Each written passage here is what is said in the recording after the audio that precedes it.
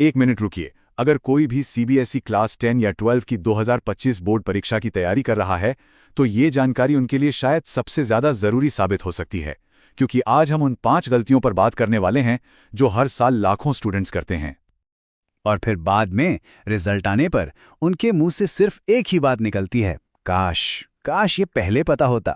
तो चलिए आज इसी को ठीक करते हैं ताकि ये कहने की नौबत ही ना आए।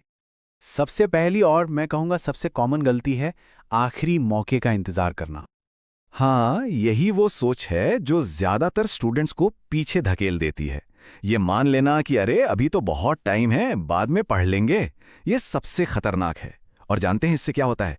इसी से लास्ट मिनट पर रट्टा मारने की आदत पड़ती है। अब देखिए, तैयारी और रिवीजन में जमीन आसमान का फर्क है। सच्चाई तो ये है कि आखिरी महीने में सिर्फ रिवीजन होता है, तैयारी नहीं। तैयारी तो एक लंबी प्रोसेस है जो पूरे साल चलती है कॉन्सेप्ट्स को समझने के लिए। तो फिर इसका हल क्या है? बहुत ही आसान। आज से अभी से एक सिंपल सा टाइम टेबल बनाइए। अगर हर रोज सिर्फ 1.5 घंटा भी एक सब्जेक्ट को दे दिया जाए ना, तो भी आराम से बाकियों से बहुत आगे निकला जा सकता है। चलिए अब दूसरी गलती पर आते हैं, जो है पढ़ाई के लिए गलत औजारों का इस्तेमाल करना, मतलब सिर्फ गाइड बुक्स पर निर्भर रहना। ये बात एकदम गांठ बांध लीजिए। गाइड बुक से पास तो हुआ जा सकता है, कोई शक नहीं, लेकिन अगर टॉपर बनना है तो उसका रास्ता सिर्फ और सिर्फ एनसीईआरटी से होकर ही जाता है। बोर्ड का पेपर हमेशा एनसीईआरटी सिलेबस से ही बनता है। तो सही तरीका क्या है? बहुत सिंपल है। पहला स्टेप, एनसीईआरटी को लाइन बाय लाइन पढ़िए ताकि एक एक कॉन्सेप्ट दिमाग में बैठ जाए। दूसरा स्टेप, पिछले सालों के क्वेश्चन पेपर सॉल्व कीजिए जिससे पैटर्न समझ में आए। और आखिर में सैंपल पेपर से प्रैक्टिस कीजिए, बिल्कुल असली एग्जाम की तरह। बस यही है सफलता का सही क्रम। हमारी तीसरी घातक गलती है पिछले साल के क्वेश्चन पेपर्स को एनालाइज ना करना। ये पेपर्स असल में छुपे हुए सुराग होते हैं।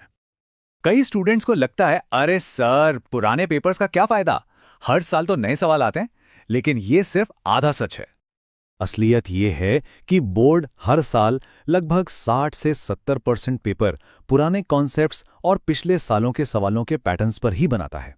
इसको नजरअंदाज करने का मतलब है कि बैठे बिठाए अपने नंबर कम कर लेना।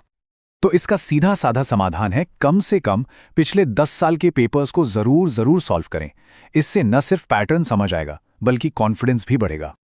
अब जो चौथी गलती है ना, वो बहुत से होशियार स्टूडेंट्स को भी ले डूबती है। उन्हें आता सब कुछ है, लेकिन आंसर शीट पर उसे सही से लिखना नहीं आता।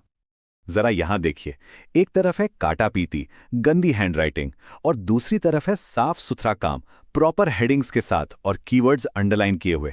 फर्क साफ है ना?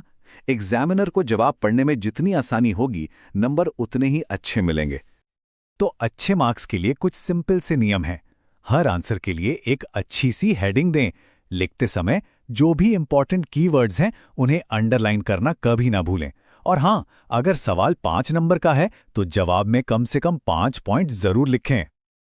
और अब आते हैं पांचवी और आखिरी गलती पर, जो दिमागी खेल से जुड़ी है।